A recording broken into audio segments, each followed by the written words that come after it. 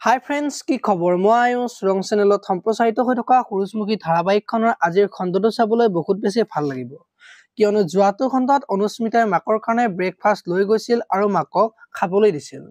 আৰু তেতিয়া মাকে থৈ যোৱা পিছত খাম বুলি কৈছিল, আৰু তেতিয়া অনুস্মিতাই থৈ গ'লে তুমি নাখাবা বুলি মাকক কোৱাত অনুস্মিতাক গালি পাৰিছিল।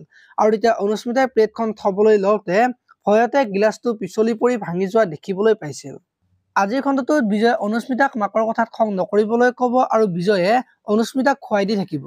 আৰু মায়ে আমাৰ ওপৰত ইমান কিয় খং কৰি থাকে বুলি অনুস্মিতাক ক'ব, আৰু তেতিয়া অনুস্মিতাই মাৰ কথা মতে সেইজনী ছোৱালীক তই যে বিয়া পাতিব বিচৰা নাই, তাৰ কাৰণে মাৰ বহুত বেছি খং উঠি আছে বুলি বিজয়ক কোৱা দেখিবলৈ পাব।